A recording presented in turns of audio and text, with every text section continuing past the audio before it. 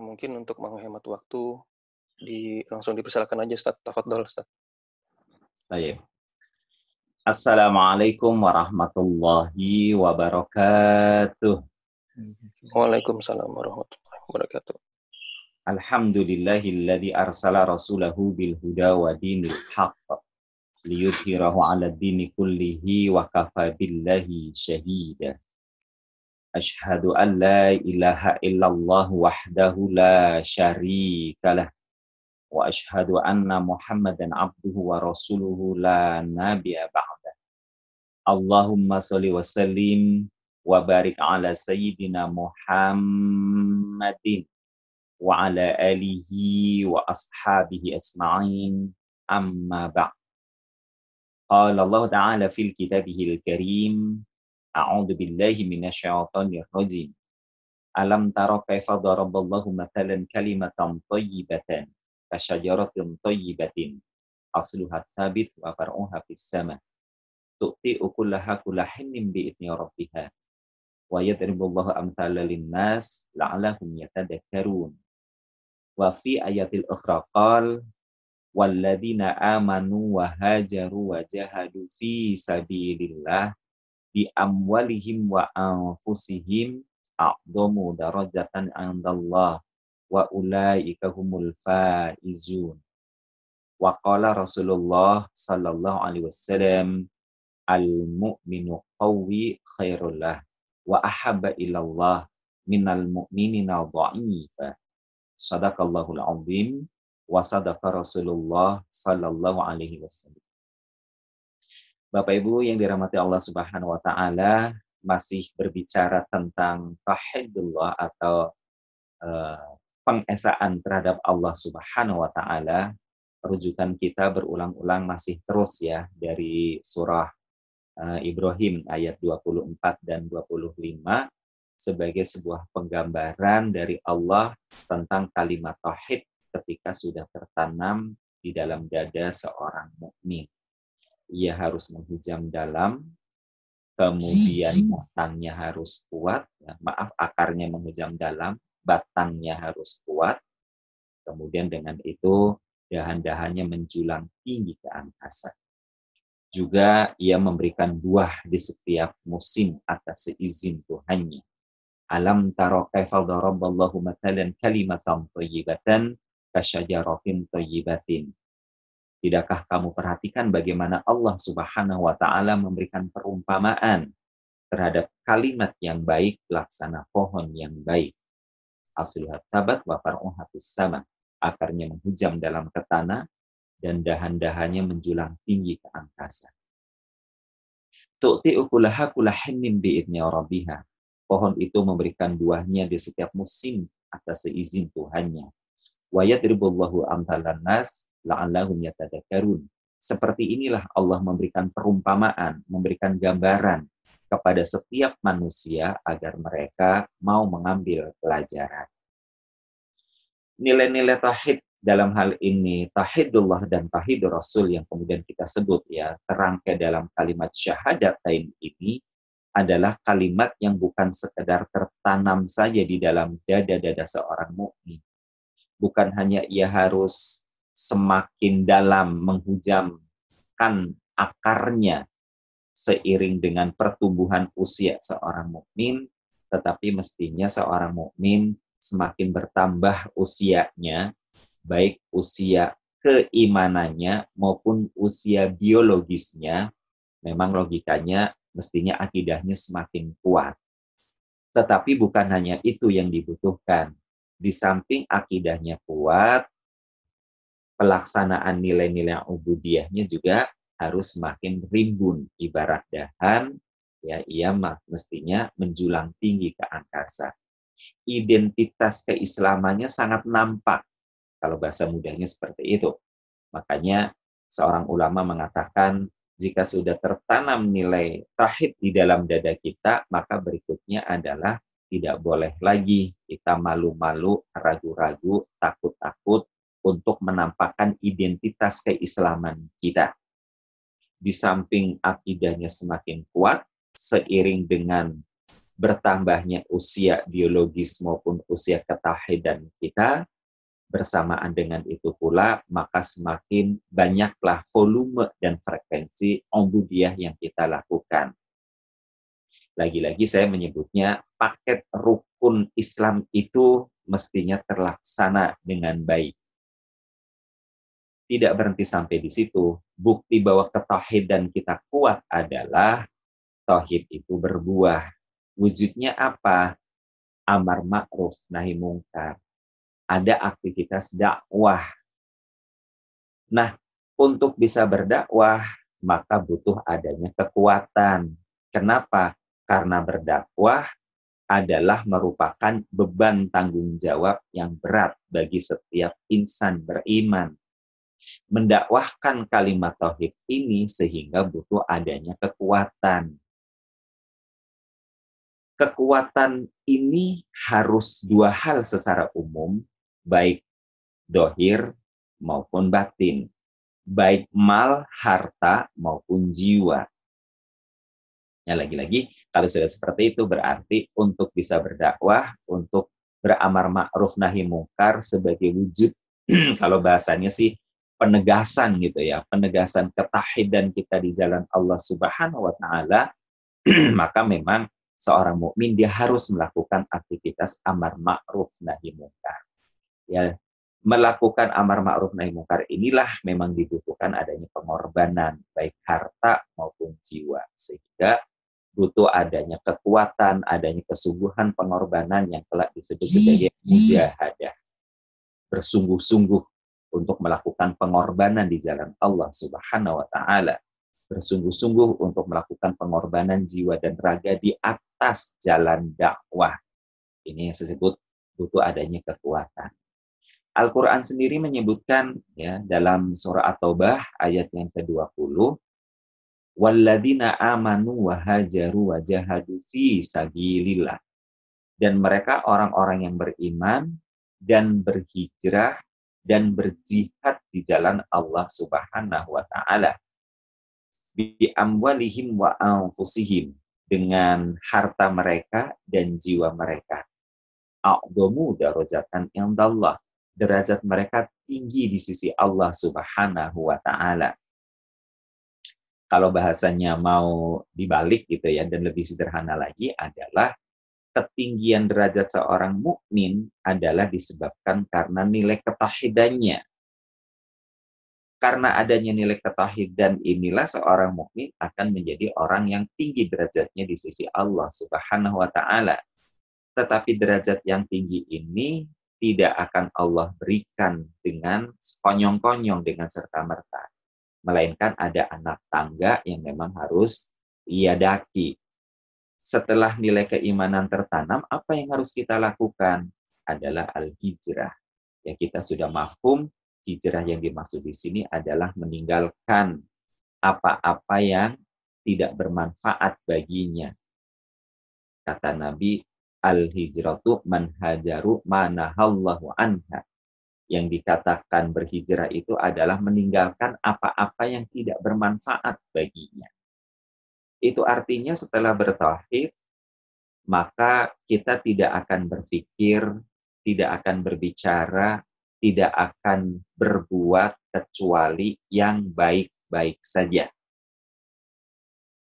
Kalau gambaran perumpamaan hewannya adalah lebah. Dia tidak akan hinggap kecuali di tempat yang baik, tidak akan mengkonsumsi kecuali yang baik. Nah, setelah ia melakukan amal-amal kebaikan, maka berikutnya adalah mujahadah, yakni al-jihadu fi sabilillah. Harus bersungguh-sungguh menebarkan kebaikannya ini. Makanya disebutnya dia harus bisa melakukan aktivitas amar ma'ruf nahi mungkar. Sehingga saya sebutkan tadi bahwa amar ma'ruf nahi mungkar adalah merupakan wujud penegasan eksistensi nilai-nilai tauhid. Bukan sekedar disimpan di dalam dada, kemudian perbuatannya malah melenceng dari nilai-nilai ketauhidan, bukan hanya sekedar tertanam di dalam dada, perbuatannya selaras dengan nilai-nilai ketauhidan, tetapi nilai-nilai ketauhidan ini memang betul-betul harus didakwahkan, harus disampaikan kepada sebanyak-banyak orang. Disinilah dibutuhkan adanya kekuatan. Kekuatan apa tadi? Kekuatan jiwa dan juga kekuatan raga. Bahkan untuk sampai nanti mengorbankan harta sekalipun, belum sampai mengorbankan hartanya, baru mau mencari hartanya saja, seorang mukmin dia harus memiliki kekuatan. Inilah kenapa ya di pertemuan yang lalu waktu di masjid sudah saya sampaikan, bahkan dalam apa ya istilahnya space khusus waktu itu ya, yakni tentang urgensi riyadhah. Ya barangkali waktu itu ada yang belum hadir, mungkin boleh nanti saya singgung sedikit di sini. Jadi memang dibutuhkan adanya kekuatan fisik. Nah, sedangkan kekuatan fisik ini tidak muncul secara lagi-lagi sekonyong-konyong secara tiba-tiba, tetapi kekuatan fisik ini muncul berdasarkan exercise, adanya latihan-latihan. Di pertemuan yang lalu saya sudah sebutkan bahwa ketika Allah menyebutnya alam taro kaifa daraballahu mathalan kalimatan thayyibatan kasyajaratin thayyibatin, maka Rasulullah SAW kemudian mengolah potensi yang ada di dalam diri para sahabat saat itu. Apa saja yang diolah? Batinnya atau qalbunya, akalnya atau pikirannya, kemudian raganya atau jasadnya. Sehingga saya menyebutnya Rasulullah membentuk nenek moyang kita, generasi awal orang-orang yang bertauhid itu adalah dengan olah batin, olah pikir, olah raga. Olah batin dengan mendengarkan dan membaca Al-Quran, melaksanakan paket rukun Islam. Olah pikir dengan hadir di majelis-majelis taklim, supaya cara berpikir kita open-minded.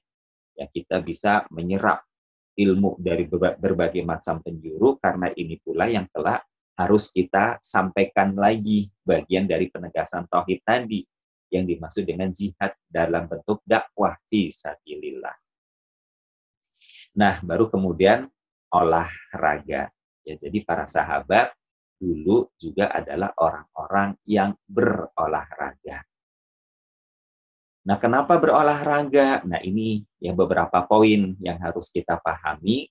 Bukan hanya olahraga nanti menguatkan raga kita di dalam memikul beban tanggung jawab dakwah untuk menyampaikan kalimat tauhid kepada pihak lain, ya, tetapi memang ada beberapa ya poin ya nilai manfaat olahraga kalau kita lihat ya secara kontekstual maupun nanti dalam ya pantauan sejarah kehidupan para salafus soleh. Nah, sebelum berbicara tentang olahraga dengan urgensinya dan sebagainya ini, saya ingin kembali lagi dulu bahwa memikul beban tauhid yang harus didakwahkan, yang harus disampaikan dalam gerakan amar ma'ruf nahi munkar, ini adalah sudah merupakan sunatullah dan juga sunnah para anbiya. Dikatakan sunatullah ini adalah sudah merupakan kehendak dan ketetapan dari Allah Subhanahu wa taala. Semenjak dahulu kala kita secara interpersonal sebagai individu, sebelum kita dikirim ke muka bumi ini, Allah sudah meminta penegasan tentang ketauhidan tersebut. Yang kemudian Allah menyebutnya alastu birabbikum, bukankah aku adalah Tuhanmu? Bukankah aku adalah penciptamu, menghidupkanmu, memberi kamu rizki, menurunkan peraturan, dan kau siap taat kepada peraturanku? Jiwa-jiwa kita saat itu menjawab, yang kata Allah, qalu, jiwa-jiwa itu menjawab, ya, anna syahidna, ya, iya ya Allah, kami angkat saksi ini, angkat sumpah ini, kami terima ketauhidan ini. Ya, jelas jawabannya. Ketika ditanya alastu birabbikum, qalu bala syahidna. Ya, mereka menjawab, iya ya Allah, kami terima kalimat kesaksian ini. Itu sunatullah, bahwa setiap yang lahir ke permukaan bumi ini, mereka sudah membawa nilai-nilai tauhid. Nah, setelah di dunia kemudian ya karena interaksi duniawi, interaksi materi, ada kolaborasi antara hawa nafsu dengan nilai-nilai duniawi, ya agar manusia tidak menyalahkan potensi hawa nafsunya itu, maka dibangkitkan seorang rasul. Di era kita rasulnya adalah Rasul Muhammad sallallahu alaihi wasallam. Nah, para nabi dan rasul ini diangkat oleh Allah Subhanahu wa taala untuk mendakwahkan, untuk mengajarkan kepada umatnya, kita umat Muhammad sallallahu alaihi wasallam, dalam rangka umatnya siap menegakkan nilai-nilai tauhid. Mulai dari Nabi Adam sampai Nabi Muhammad sallallahu alaihi wasallam. Mereka adalah pendakwah-pendakwah, pejuang-pejuang kalimat tauhidullah, sehingga pengesaan Allah itu hidup dan tegak di permukaan bumi dari generasi ke generasi. Ini yang disebut dengan sunatur rasul. Ya, jadi dakwah para nabi dan rasul adalah dakwah yang betul-betul mengemban nilai tauhid. Dalam sejarah para nabi dan rasul kemudian kita menyimak, mendengarkan bahwa memikul dakwah tauhid ini adalah beban yang berat. Kenapa? Karena kitanya mah baik-baik saja, kitanya mah lurus-lurus saja. Tapi sebagian orang yang sudah terkontaminasi akut dengan nilai-nilai materialistis di muka bumi ini, bahkan sudah menjadi isme gitu ya, sehingga kita menyebutnya materialisme di dalam kehidupan mereka, terkadang mereka menganggap bahwa dakwah tauhidullah, mengembalikan manusia kepada fitrah tauhidnya tadi, karena tauhid adalah merupakan sunatullah gitu ya, sudah merupakan kehendak Allah kita terlahir dengan membawa nilai-nilai tauhid. Ternyata sebagian orang ada yang betul-betul menanggalkan tauhidullahnya itu, dan mereka menggantinya dengan nilai-nilai materialisme. Begitu melihat ada sosok-sosok yang mendakwahkan kalimat tauhid, sebagian orang yang sudah bergumul dengan nilai-nilai materialisme tadi, kemudian menganggap bahwa dakwah tauhid ini adalah ancaman bagi eksistensi materi yang sudah mereka himpun. Kalau di pertemuan yang lalu, kita menyebut orang-orang ini berubah menjadi kapitalis, menganggap bahwa kekokohan hidup, kekuatan hidup itu ada pada materi, pada modal duniawi saja. Ya, sehingga begitu dakwah tauhid disampaikan, mereka memandang, wah, ini adalah ancaman, ini adalah bahaya besar. Maka mereka kemudian melakukan bukan hanya penolakan, bukan hanya abstain, tapi sebagian mereka melakukan penyerangan-penyerangan. Ini kenapa kemudian memikul kalimat tauhid butuh adanya kekuatan. Nabi Ibrahim yang disebut sebagai bapak tauhid, ya beliau juga mendakwahkan kalimat tauhid kepada Namrud yang saat itu betul-betul sudah ya bergumul habis gitu ya, bersenyawa. Ya, mulai dari kolbunya, akalnya, kalimatnya sampai perbuatan-perbuatannya menyatu dengan nilai-nilai materialisme. Kemudian dia mengubah dirinya menjadi kapitalisme. Menyangka bahwa kekuatannya itu bersandar semata-mata pada nilai-nilai bendawi duniawi. Sehingga ketika Nabi Allah Ibrahim alaihissalam menyampaikan dakwah tauhidullah, Namrud menganggap ini adalah sebuah ancaman.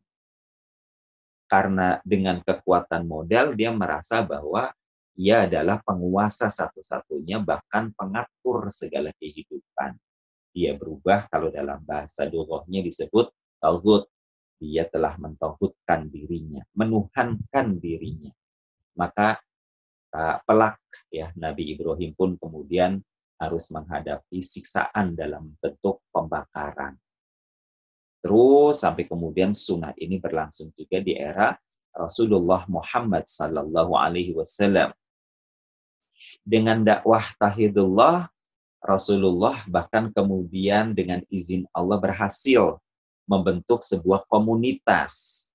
Ketika berhijrah dari Mekah ke Madinah, orang-orang yang bertauhid ya, orang-orang beriman generasi awal ini kemudian mereka diikat dalam satu tali yang disebut dengan ukhuwah Islamiyah. Mereka diikat dengan nilai tauhid. ya dalam bentuk sistem Islam. Mereka sudah bersatu. Tetapi semakin bersatunya kaum yang bertauhid, di mata kaum yang sudah materialistis, yang sudah kapitalis seperti Abu Sofyan dan abu-abu lainnya yang ada di kota Mekah, dianggap ini sebagai sebuah ancaman. Sehingga sejarah mencatat, bentrok fisik pun kemudian tak terhindarkan. Bentrokan ini Allah menyebutnya dengan sebutan Yaumal Talqal Jam'an. Hari bertemunya dua pasukan besar. Ya, untuk era itu secara kuantitas orang dikatakan besar. Kenapa? Karena jumlah kaum musyrikin ada 1.000 orang. Jumlah kaum muslimin yang terlibat dalam bentrok fisik ini ada 300 orang. Meskipun juga sejarah mencatat nanti yang akhirnya betulan maju untuk berperang secara fisik itu tinggal 100 orang. Secara kualitatif, secara nilai dikatakan dua pasukan besar. Ya. Talqal jam'an, pertemuan dua pasukan besar. Besar secara nilai. Yang tinggal 100 orang ini membawa nilai-nilai tauhidullah, yang 1.000 orang ini na'udzubillah min dzalik membawa nilai-nilai syirik terhadap Allah Subhanahu wa taala. Nah, di pertemuan yang sudah saya menyebutnya begitu kuatnya nilai-nilai materialistis dan kapitalisme yang mereka cengkramkan di dalam diri-diri mereka dan masyarakatnya di kota Mekah, sampai-sampai kalimat thayyibah untuk ya doa mengelilingi tawaf mengelilingi Ka'bah saja mereka ubah. Yang semula labbaik Allahumma labbaik, labbaika la syarika lakal labbaik. Ya Allah, aku datang, aku sambut seruanmu, ya tidak ada sekutu bagimu. Ajaran aslinya seperti itu dari Nabi Allah Ibrahim alaihissalam sebagai wujud syiar tauhid, ternyata diubah. Mereka bilang labbaik Allahumma labbaik, na'lam turid asyirik. Ya Allah, aku datang, aku sambut seruanmu, dan aku tahu engkau membutuhkan sekutu-sekutu. Jadi sampai seperti itu kalimat tauhid yang semula sudah murni, ya la ilaha illallah, diubah la ilaha illallah wahdahu la syarikalah, diubah oleh mereka. Justru mereka mengatakan Allah membutuhkan sekutu-sekutu. Dampak dari berkumpulnya orang-orang yang bertauhid dan diikat dengan ikatan yang sangat kuat bernama ukhuwah Islamiyah saat itu membuat kaum kapitalis yang sudah musyrik ini menjadi sangat khawatir. Maka apapun gerakannya yang dilakukan oleh orang-orang bertauhid selalu mengundang kecurigaan. Bukan hanya kecurigaan, puncaknya adalah berupa penyerangan. Ya, kasus awalnya sederhana. Rasulullah hanya meminta kepada para sahabat menemui kafilah Abu Sofyan yang baru pulang dari Syam, melintas di Madinah, khususnya wilayah Badar. Rasulullah pesan kepada sahabat, datangin Abu Sofyan dan tanyakan tentang harta kalian yang diblokade di Mekah. Apakah bisa diambil? Mohon blokadenya dibuka dan kalian ambil. Kalau memang betul di lockdown tidak bisa dibuka sama sekali itu blokadenya, coba tanyakan. Mungkin tidak, supaya kita rislah, tukar guling saja.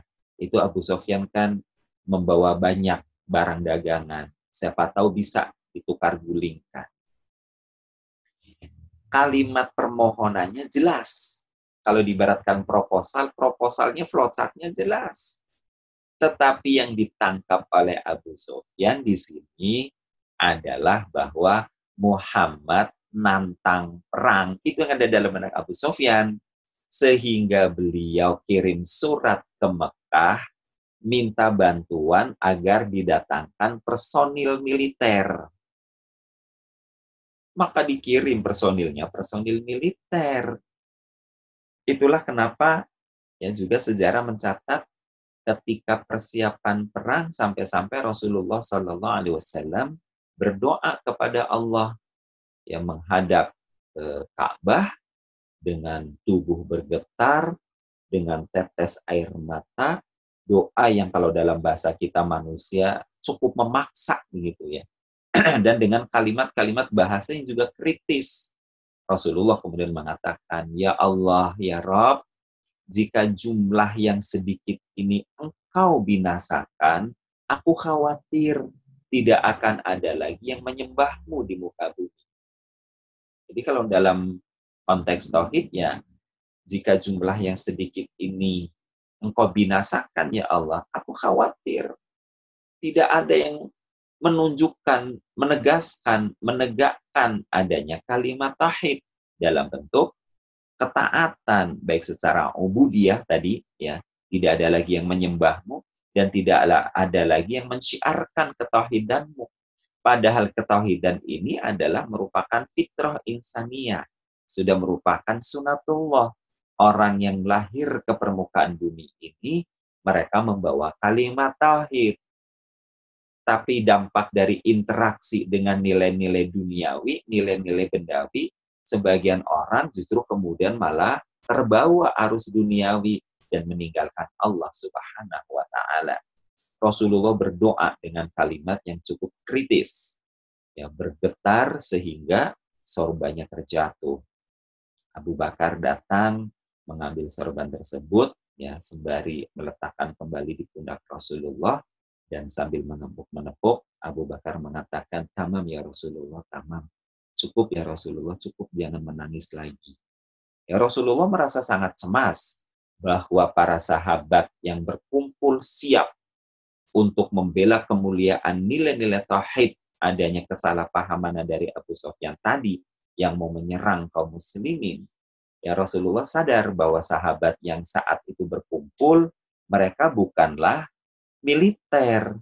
Mereka bukan orang-orang yang dilatih untuk itu. Tetapi kan kalimatnya kemudian, qaddarullahu masya'a fa'ala.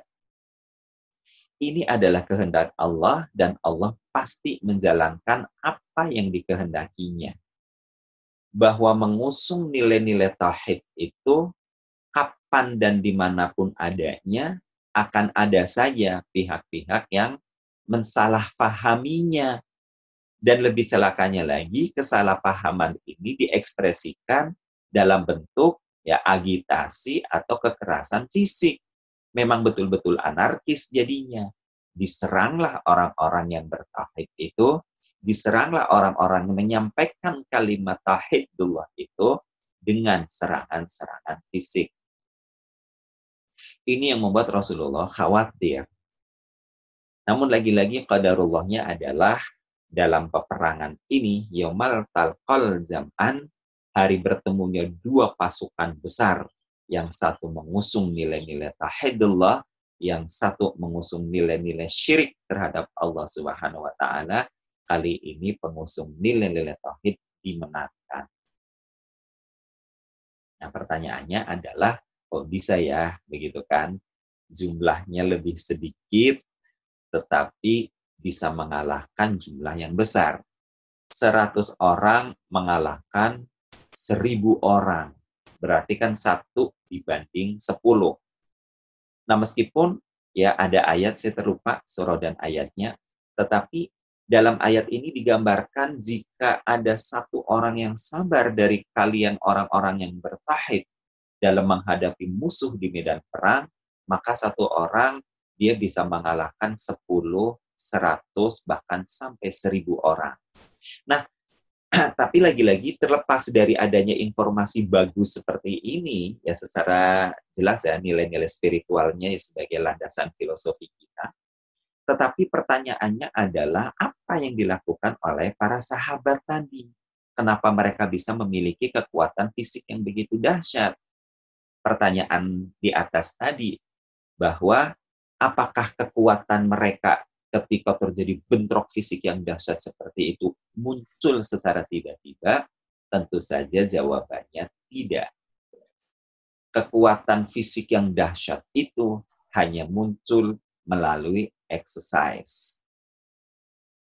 Memang ada orang mengatakan katanya nih di bawah perut kita antara pusar dengan kemaluan itu tersimpan ya energi tenaga dalam. Ada kalimat yang mengatakan demikian gitu ya. Tetapi saya belum membaca atau mendengar kajian ilmiahnya bagaimana. Nah, energi yang tersimpan di bawah perut ini konon akan keluar secara otomatis ketika seseorang dalam keadaan terdesak dan harus mengeluarkannya sedemikian rupa. Misalnya orang lagi asik berjalan, kemudian dikejar anjing. Ya, mendadak dia harus lari cepat. Bisa jadi dengan itu dia bisa melompati pagar yang tingginya 2 meter. Yang kalau dalam keadaan dia normal, sadar gitu ya, dia tidak akan mampu melakukan itu.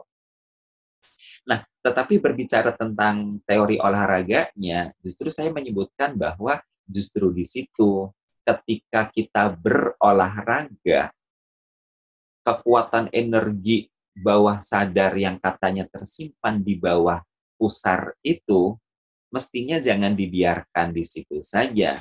Harusnya ia tersimpan secara merata ke seluruh tubuh di bawah kulit ari kita ini.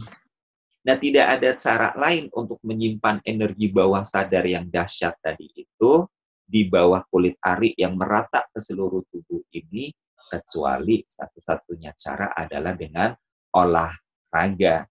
Makanya para sahabat dimotivasi oleh Rasulullah SAW untuk tetap berolahraga. Kalau kisah yang sering saya ceritakan, bukti bahwa nenek moyang kita berolahraga adalah tontonan Rasulullah dan Bunda Aisyah terhadap permainan anak-anak Habasyah di dalam Masjid Nabawi. Ya, begitu Bunda Aisyah intip, ternyata permainan anak-anak Habasyah di dalam masjid itu permainannya adalah ya, bela diri. Ada yang main pedang, ada yang berlatih ya tombak, ya seakan-akan main tombak begitu. Nah, mereka adalah anak-anak yang betul-betul terlatih. Dan ini menunjukkan pula indikasi kuatnya adalah berarti orang tua mereka adalah orang-orang yang juga sangat rajin berolahraga. Mengusung nilai-nilai tauhidullah, mendakwahkannya kepada orang lain butuh kekuatan.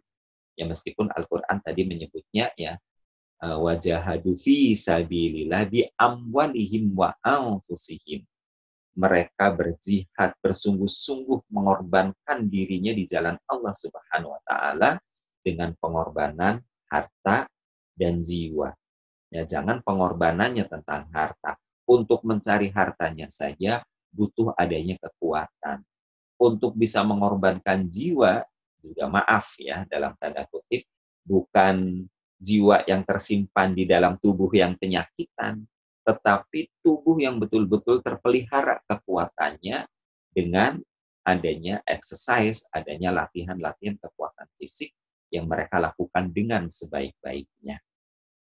Sehingga bisa disebut juga makanya berlatih kekuatan fisik, berolahraga adalah bagian dari wujud implementasi nilai-nilai tauhidullah. Nenek moyang kita berjihad di jalan Allah, mengorbankan jiwa-jiwa mereka, bukan sekedar datang ke medan perang setor nyawa, bukan. Tetapi mereka datang ke medan perang betulan, beraksi, berbuat, berupaya mencegah orang-orang yang bermaksud membunuh orang-orang yang bertauhid itu dengan kekuatan fisik yang tadi ya memang bentrokan fisiknya tak terhindarkan, karena mereka kemudian bermaksudnya untuk membunuh, maka orang beriman bukan sekedar diperintahkan untuk bertahan, tetapi orang musyrik yang bermaksud membunuh orang beriman itu cegah. Tingkat pencegahannya bisa jadi sampai pada tingkat membunuh.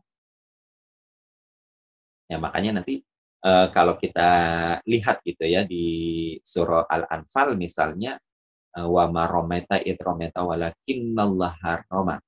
Bukan kamu yang melempar ketika kamu melempar, tetapi Allah lah yang melempar.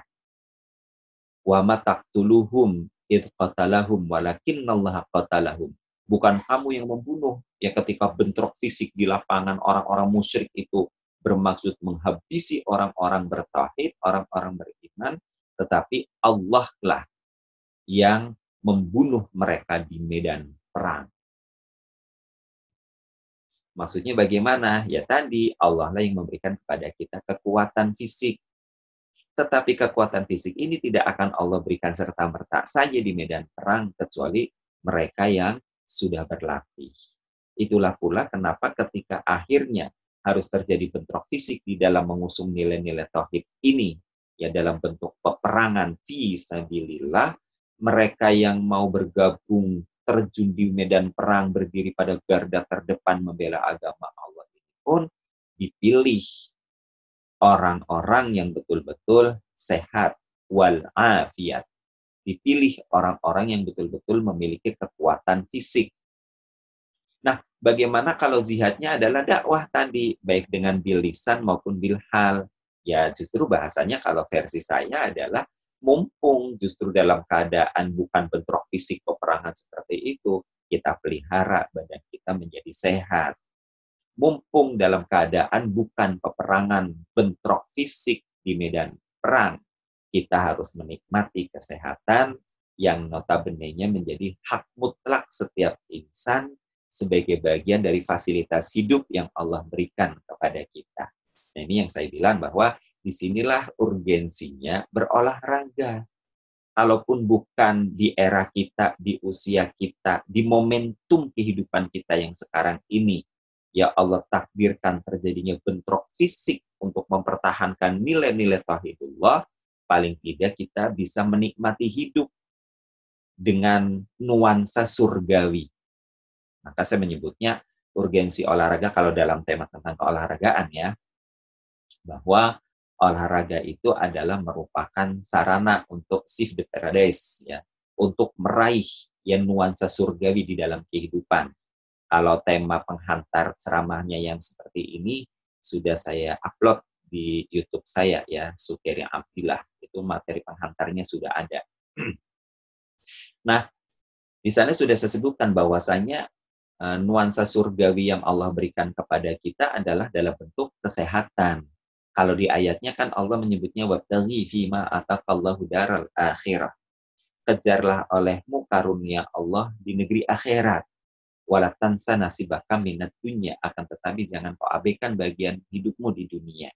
Wa ahsin kama asanallahu ilaik, dan profesionallah kamu sebagaimana Allah juga profesional. Berbuat baiklah kamu sebagaimana Allah juga berbuat baik kepadamu. Wala tabghil fasada fil ard, dan jangan menghendaki kerusakan di muka bumi. Jangan menghendaki kesehatanmu itu rusak. Innallaha la yuhibbul mufsidin. Sesungguhnya Allah tidak suka dengan orang-orang yang melakukan kerusakan dalam kurung terhadap tubuhnya. Orang yang bertauhid, kalau merujuk pada surah Al-Qasas ayat 77 ini saja misalnya, jelas fi'il amr ini adalah ya, kalimat perintah ini adalah kalimat perintah yang ditujukan kepada orang-orang beriman, bahkan perintahnya adalah ibtigha, bersegeralah, kerahkan seluruh potensi kamu, seluruh kemampuanmu. Untuk apa? Fima ataqallahu daral akhirah. Tentang nikmat karunia Allah yang sudah Allah sediakan untukmu di negeri akhirat. Maka semua kita pasti sepakat. Yang dimaksud dengan karunia Allah di negeri akhirat itu apa? Pasti jannah. Bukan hanya jannahnya saja, tapi dengan segala fasilitasnya. Buat apa masuk surga kalau di surga nggak ada fasilitas, kan begitu.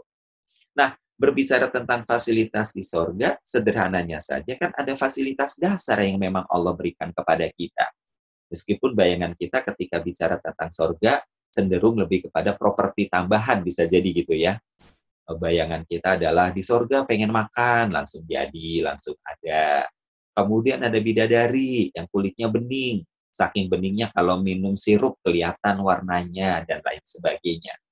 Itu kan memang gambaran-gambaran yang juga kita mendapatkannya. Tetapi saya menyebutnya lebih kepada di sorga itu menjadi sesuatu yang happiness buat kita, sesuatu yang menyenangkan, yang membuat kita bahagia, karena memang ada fasilitas dasar yang Allah sudah berikan kepada kita. Fasilitas dasar itu apa? Ada 5 kalau nggak salah. Sandang, pangan, papan, pasangan, kesehatan. 5 yang Allah sediakan. Ini yang membuat penghuni surga itu sangat senang. Senangnya lagi adalah begitu berkeinginan langsung terwujud. Nggak ada ikhtiar. Makanya Allah menyebutnya ibtigha, segera. Kamu kejar, kamu kerahkan potensimu itu fima atau kalau daral akhirat untuk mendapatkan karunia Allah di negeri akhirat. Wala tansa nasibaka minad dunya, akan tetapi jangan kau abaikan bagianmu di dunia. Bagian kita di dunia apa? Fasilitas surgawi tadi. Sandang, pangan, papan, pasangan, kesehatan. Kata Allah, wa asin, raih itu semua dengan profesional, dengan baik. Nah ini kan betul-betul menuntut adanya kekuatan tauhid, bahwa seseorang bisa menangkap pesan ini dengan baik disebabkan adanya nilai-nilai tauhid, adanya nilai keimanan, yakin bahwa ini perintah Allah, yakin bahwa di dunia setiap insan, orang-orang beriman, dia berhak dengan 5 fasilitas ini. Tapi karena di dunia berbeda dengan di sorga. Di sorga kita berkeinginan Allah yang mewujudkan. Tapi di dunia kan kita berkeinginan Allah yang menentukan. Bahkan di antara keinginan dengan ketentuan Allah ini ada jalan yang harus ditempuh yang disebut dengan ikhtiar. Inilah bagian kita di dunia. Allah betul menyediakan fasilitasnya, tapi bagian kita di dunia ada tugas berikhtiar. Nah, makanya untuk bisa meraihnya harus apa? Fa'asin kama ahsanallahu ilaik. Dan berbuat baiklah, profesional lah untuk meraih semua itu. Sebagaimana juga Allah berbuat baik kepada kamu, profesional kepada kamu. Nah, jatah 5 fasilitas di dunia ini, sandang, pangan, papan, pasangan, langsung deh 4 gitu ya. Sandang, pangan, papan, pasangan di dunia ini hanya bisa diraih dengan ilmu, skill, dan tentunya tadi keuangan. Tapi untuk kesehatan beda. Untuk sehat, jalan yang harus ditempuh adalah ilmu, skill, dan olahraga. Sehat nggak butuh uang untuk membelinya. Untuk membeli kesehatan dengan berolahraga. Kesehatan yang dimaksud adalah agar seorang mukmin memiliki tubuh yang kuat. Dengan kekuatan inilah maka seorang mukmin dia punya aizah, punya harga diri, punya kehormatan. Makanya Nabi menyebutnya al-mu'minu qawi khairullah wa ahabba ilallah minal mu'minina dha'ifa. Seorang mukmin yang kuat itu lebih baik baginya, lebih terhormat baginya, wa ahabba ilallah, dan lebih dicintai oleh Allah Subhanahu wa taala minal mu'minina dha'ifa, daripada orang mukmin yang lemah. Kenapa orang mukmin harus sehat, harus kuat? Karena dia harus memikul nilai-nilai tauhidullah. 5 fasilitas dasar ini saja, kalaupun bukan digunakan dalam konteks tadi, bentrok di medan perang untuk menjaga nilai-nilai tauhidullah agar tidak ambruk, agar orang yang beriman ini tidak dihabisi oleh orang-orang musyrik, orang-orang kapitalis, maka paling tidak ada nuansa surgawi yang bisa kita nikmati. Dan orang-orang yang sehat, yang kuat fisiknya, lebih berwibawa, lebih terhormat dibanding seorang, dan lebih dicintai oleh Allah Subhanahu wa taala dibanding orang-orang mukmin yang lemah. Sejarah kemudian mencatat bukan hanya di perang Badar mereka mendapatkan kemenangan, tetapi di era-era berikutnya, di era para sahabat misalnya ketika Tariq bin Ziyad memimpin pasukan Islam, orang-orang yang bertauhid, itu sampai diamanati ya oleh khalifah, disebabkan khalifah diminta tolong oleh orang-orang Eropa, khususnya yang ada di Spanyol. Dimintain tolong apa? Dimintain tolong untuk menegur pemimpin mereka. Di Spanyol itu kan saat itu pemimpinnya non-Islam, ya, pemimpinnya seorang Nasrani, yang dipimpin juga orang Nasrani, tapi pemimpin ini zalim, sehingga orang-orang Spanyol minta tolong kepada Amirul Mukminin agar bisa ditegur begitu. Ya, tapi tadi ditegur salah paham, maka kemudian Amirul Mukminin mengirimnya pasukan perang. Untuk apa? Menjaga kewibawaan orang-orang beriman. Tariq bin Ziyad membawa prajurit-prajuritnya mengarungi samudra yang luas dari Afrika sampai menuju ke wilayah Spanyol. Itu melalui kanan kirinya ya bukit-bukit yang begitu terjal dan tajam. Kalau boleh diilustrasikan sedikit ya, nuansa lautnya mirip dengan Pirates Caribbean gitu ya. Nah, itu dibawa ke sana. Dan dengan izin Allah Subhanahu wa taala, pasukan muslim ini memperoleh kemenangan. Kenapa bisa seperti itu? Karena pasukan muslim ini memiliki badan yang kuat. Mereka menjadi orang-orang yang berwibawa. Dan yang harus kita ketahui adalah kemenangan pasukan Tariq bin Ziyad masuk ke wilayah Spanyol, yang kemudian kita mengenalnya nanti ada Andalusia, begitu ya. Itu terjadi di tanggal 28 Ramadan, tahun ke-7 Hijriah kalau nggak salah, atau ke-8 Hijriah. Yaitu mengalami kemenangan. Nah, tapi ada era yang panjang setelah itu, di mana kemudian orang-orang Mongolia menguasai dunia Islam. Putra-putri muslim tiarap. Mereka takut menampakkan identitas keislamannya. Sampai-sampai ulama besar di masa itu sekelas Ibnu Taimiyah ketika dimintai fatwa oleh seorang pemuda, ya, jadi ada pemuda datang tergopoh-gopoh menemui Ibnu Taimiyah. Pemuda ini mengatakan, Tuan, Anda ini kan seorang mufti, seorang ulama. Anda ini kan ngerti agama, kalau dalam bahasa hari ini begitu, namanya anak muda kan bicaranya, ya, berkatanya asal sekata-katanya. Sebagai ulama, sebagai mufti, sebagai orang alim, kenapa Anda diam saja melihat kemungkaran di depan mata Anda? Ibnu Taimiyah diam. Anda kan lihat tuh, tentara-tentara Mongol. Kalau sudah mabok, mereka muntah-muntah, kemudian tidur tergeletak di pinggir jalan. Nah, mabok-mabok ini kan mungkar, Tuan, kenapa Anda diamkan? Apa kata Ibnu Taimiyah?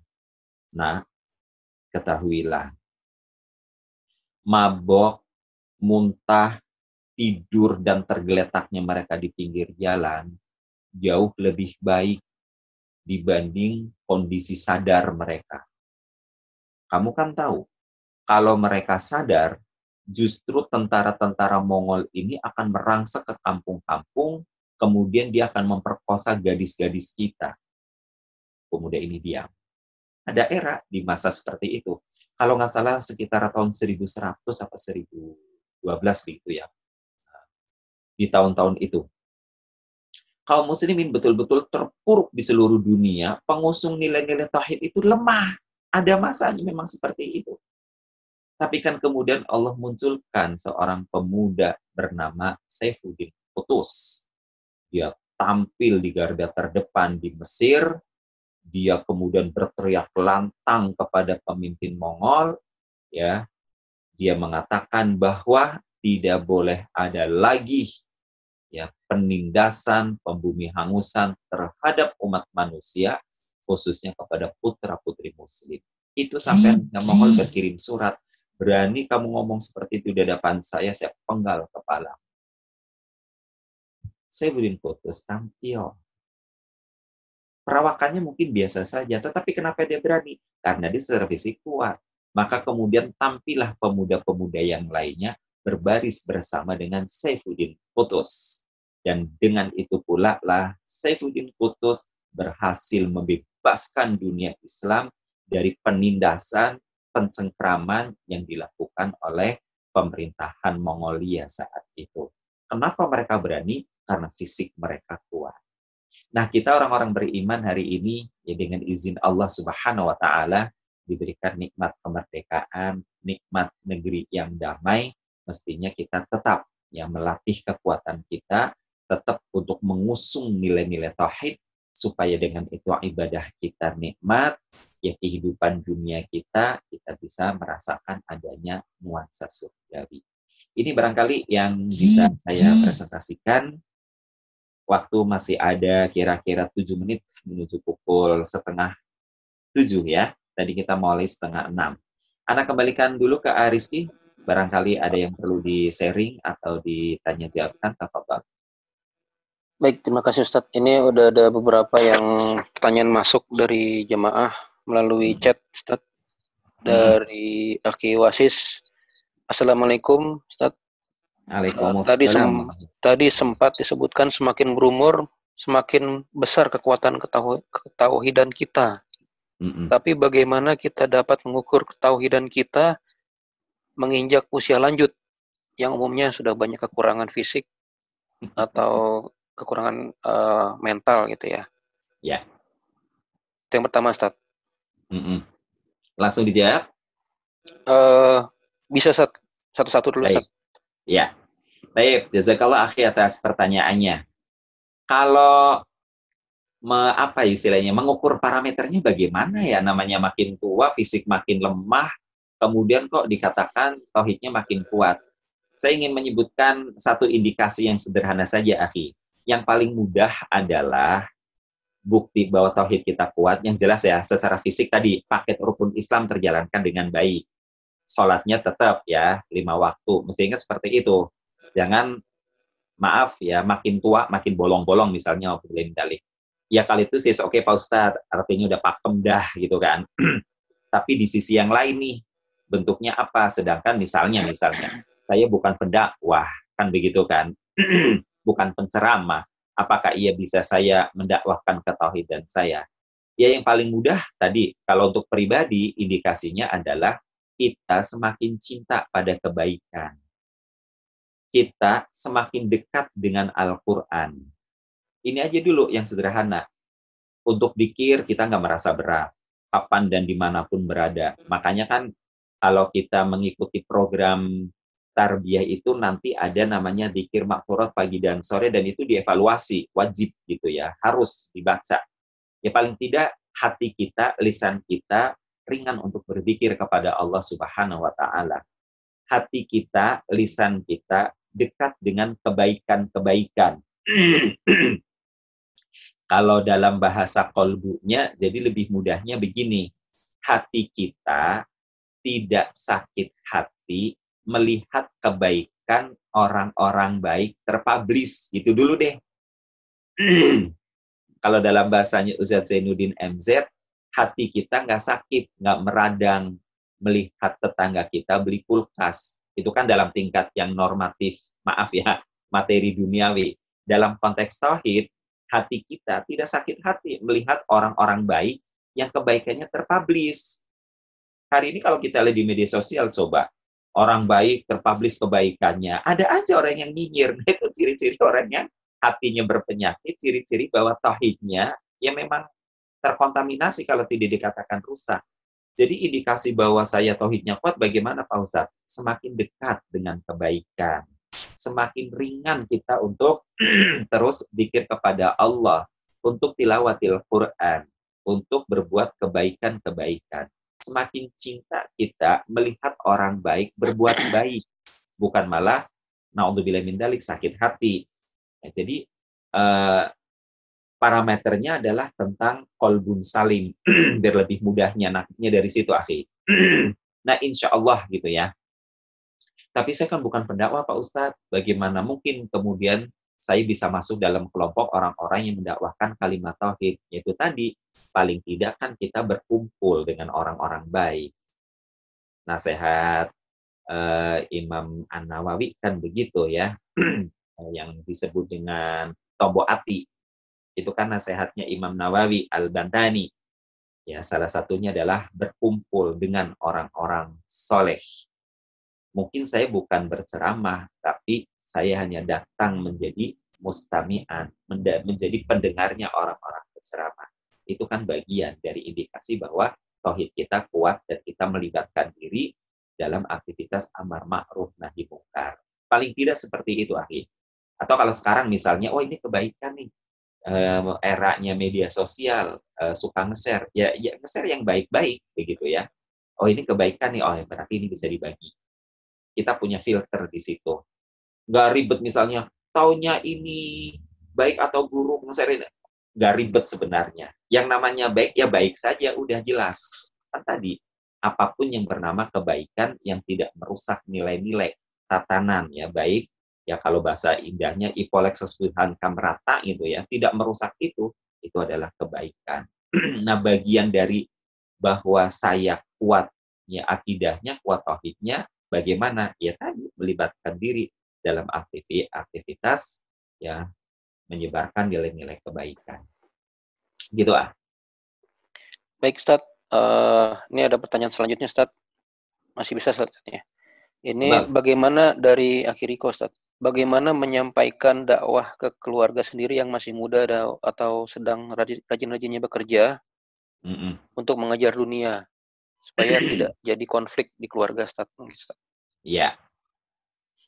Mungkin ya, padat memang, dan jelas, Ustaz. Ya, betul. Ada fase-fase sih di dalam kehidupan seperti itu gitu ya.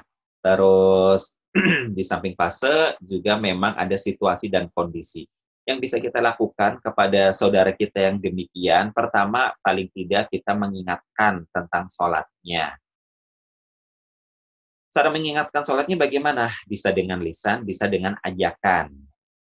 Kalau sholatnya masih nunda-nunda misalnya, berarti dakwah kita ngajak dia untuk sholat tepat pada waktunya. Loh kapan? Dia kan kerja, kan ada hari libur. Nah makanya di sini butuh silaturahim. Dakwah itu memang harus kreatif dan inovatif. Misalnya kita minta hangout, misalnya nih, kalau lagi bicara normal ya, bukan masa pandemi. Hangout yuk kemana gitu kan, dia anak muda. Kalau sekarang lagi ramenya apa kopi apa wedang uwuh gitu ya, apa wedang rempah-rempah, katanya di Geraha tuh ada tuh wedang rempah-rempah. Yuk kita nongkrong di sini misalnya. Ya nanti di sela-sela tongkrongan itulah kalau memang bentrok waktu sholat, ajak untuk sholat tepat pada waktunya. Kemudian konten obrolannya apa? Konten obrolannya sebenarnya ringan-ringan aja, dan mestinya kita sebagai dai gitu ya, tetap prinsipnya sebagai marketing yang ketika berhadapan dengan prospek, perbandingannya 9:1. 9 untuk mendengar, 1 untuk berbicara. Jangan karena kita ada hajat untuk menyampaikan dakwah, kemudian kita tanda kutipnya membuncahkan keinginan kita. Bukan, justru kita dengar dulu. Oh dia begini begitu, begini begitu. Oh kayaknya belum masuk nih untuk bicara kebaikan yang paripurnanya. Kita bisa masuk dari sisi kewajiban yang kedua. Setelah sholat apa? Zakat. Udah seru dia untuk berzakat, ingetin gitu. Kamu bagus, kerja dialamin dulu. Alhamdulillah yang semangat ya, masih muda. Jadi jangan lupa kalau sudah dapat sekian, zakat. Ya tuh, misalnya nih, misalnya. Terus apa lagi? Nah ini, bicara olahraga. Bagus, mumpung muda kerja yang hebat, yang kuat. Raih penghasilan yang sebanyak-banyaknya. Terus, ingat, penghasilan yang berkah itu dibagi 3. Zakat, infak, sedekah, tabungan, baru konsumsi. Jadi usahakan jangan terlalu konsumtif, kurangin tuh. Gedein tabungan, gedein infak. Kalau memang sudah menjadi muzaki. Kan bisa diarahkan begitu. Dan ini adalah dakwah gitu ya. Mengajarkan manajemen akuntansi syariah. Tanpa sadar kita mengenalkan ini sebenarnya. Kita sedang berdakwah. Terus apa lagi? Ajak cerita lagi. Bapak ini, misalnya ada tokoh-tokoh begitu ya. Lihat tuh, yang itu sukses sampai tua meninggal sehat. Tapi ada tuh tokoh itu tuh, tuanya penyakitan, begini. Kita bisa masuk insert tentang olahraga. Nah, kalau di tema tentang urgensi olahraga, nanti saya menyebutnya olahraga adalah investasi hari tua. Itu juga penting. Ya, hari tua kita harus ada investasi di luar materi, uang deposito dan properti misalnya, kan muda, wah, kerja untuk apa? Deposito hari tua, apalagi properti hari tua, begitu kan, mati-matian. Tapi carikan tuh tokoh, ada dan banyak pasti kita mendengar. Orang yang mudanya rajin bekerja untuk mengejar kekayaan, untuk mengejar tadi uang dan harta, niatnya kan di hari tua biar santai. Tapi karena dia lupa tidak memelihara kesehatannya dengan berolahraga, akhirnya begitu tua malah jatuh miskin. Kenapa? Depositonya kepake buat berobat. Puncak-puncaknya bahkan propertinya juga kejual untuk berobat. Kenapa? Karena dia sakit. Jadi harusnya pelihara kesehatan di hari muda. Meskipun kamu sibuk bekerja, sempatkan untuk berolahraga. Nah, masuk deh tuh dakwahnya. Tapi kan sibuk om, sibuk tante. Nah, lihat tuh YouTube-nya Ustaz Sukeri. Wah, gitu. Udah ada tuh uploadan, ya kan? Exercise untuk mencegah kanker paru-paru. Padahal isinya mah senam tangan dengan tarikan napas. Orang yang sangat sibuk sekalipun tetap bisa didakwahi untuk berolahraga. Begitu, Ahi. Ya, jadi banyak yang namanya cari kontennya gitu ya. Kontennya apa nih yang ingin kita sampaikan? Atau lihat, ngalir aja. Oh, ini anak muda sibuk ini. Oh, mungkin ngomonginnya olahraga gitu kan. Bersepeda misalnya nggak hobi sepedaan, banyak kumpul orang pergi jauh, bla bla bla bla. Ada namanya home workout gitu kan. Home workout-nya apa? Ya tadi nanti banyak pilihan. Nah, lagi-lagi itulah kenapa saya gencar berbicara tentang olahraga, karena memang yang saya tawarkan ini adalah olahraga yang bisa dibilang statis gitu ya, bisa menjadi home workout baik bagi para manula, ya orang-orang yang sudah lansia, maupun orang-orang yang tadi bekerja sibuk, malas, dan lain sebagainya. Itu bisa. Intinya, dakwah kesehatan pun bisa dimasukkan kepada orang-orang yang masih sibuk bekerja. Ya, baik. Jazakallah Ustaz. Ini masih ada beberapa pertanyaan lagi, cuman waktunya mungkin sudah tidak memungkinkan mungkin Ustaz. Iya ya. Apa presentasinya kelamaan gantung stop tadi ya? Gak apa-apa Ustaz. Mungkin jadi bahan untuk bulan depan Ustaz, bisa jadi. Atau di-share aja ke WA Ana, insya Allah Ana jawab via WA, boleh Akhi? Boleh, insya Allah Ustaz. Iya. Ada pertanyaan lagi Ustaz. Iya. Mungkin karena waktunya juga udah lewat, Gak apa-apa, waktu nanti juga jawab udah lewat. via WA ya, insya Ya, Allah. insya Allah ya Ustaz. Antum save dulu pertanyaannya, segera send ke Ana pagi ini, atau setelah acara ini ditutup, nanti Ana send balik ke Antum. Ya. Boleh Ustaz, oke Ustaz. Ya, untuk mungkin bisa langsung ditutup dengan doa Ustaz. Baik Bapak Ibu, mari kita sudahi taklim pagi ini dengan menundukkan kepala sejenak, berdoa kepada Allah. Nastaghfirullahaladzim, nastaghfirullahaladzim, nastaghfirullahaladzim. Alhamdulillahirabbil alamin. Allahumma shalli ala sayyidina Muhammadin nabiyil ummi wa ala alihi wa sahbihi wasallam. Allahumma ighfir lil muslimina wal muslimat wal mu'minina wal mu'minat al ahya'i minhum wal amwat. Innaka sami'un qaribun mujibu da'wa ya qadiyal hajat. Rabbana fir lana wa liwalidina warhamhuma kama rabbawna shighara. Rabbana hab lana min azwajina wa dzurriyyatina qurrata a'yun waj'alna lil muttaqina imama. Allahumma aslih lana dinal lati huwa ismatu amrina wa aslih lana akhirata lati fiha ma'adina wa aslih lana dunya lati fiha ma'ashina. Allahumma ya Allah, kami mohon kepadamu, perbaikilah untuk kami agama kami, yang bersamanya kami perkokoh segala urusan-urusan kami. Perbaikilah untuk kami dunia kami, yang di dalamnya kami bekerja dan berusaha. Perbaikilah untuk kami akhirat kami, yang di dalamnya kami kembali untuk menetap abadi. Rabbana abri alaina sombra, wa thabit aqdamana, wansurna alal qaumil kafirin. Ya Allah, ya Rabb, karuniakanlah kepada kami kesabaran yang indah, dan kokohkanlah keberadaan kami. Lindungilah kami ya Allah dari kejahatan orang-orang ingkar yang berniat jahat kepada kami. Allahumma inna na'udzubika minal baras wal junun wal jundam wa min sayyi'il asqam. Ya Allah ya Rabb, kami berlindung kepadamu dari penyakit ya Allah yang menular, dari penyakit kegilaan, dari penyakit lepra, dan dari segala jenis penyakit ya Allah yang kami tidak mengetahuinya. Rabbana atina fid dunya hasanah wa fil akhirati hasanah wa qina adzabannar. Wa sallallahu ala sayyidina Muhammadin nabiyil ummi wa ala alihi wa sahbihi wasallam. Subhana rabbika rabbil izzati amma yasifun. Wassalamun alal mursalin. Walhamdulillahi rabbil alamin. Amin. Baik, terima kasih Ustaz Sukeri. Insya Allah kajian pagi ini ada manfaatnya bagi kita. Kita ambil pelajaran dari sini. Dan kita tutup dengan bersama-sama dengan mengucapkan alhamdulillahirabbil dan juga doa kafaratul majelis. Subhanakallahumma wa bihamdika asyhadu an la ilaha illa anta astaghfiruka wa atubu ilaik. Jazakallahu Ustaz. Wassalamualaikum warahmatullahi wabarakatuh. Waalaikumsalam warahmatullahi wabarakatuh.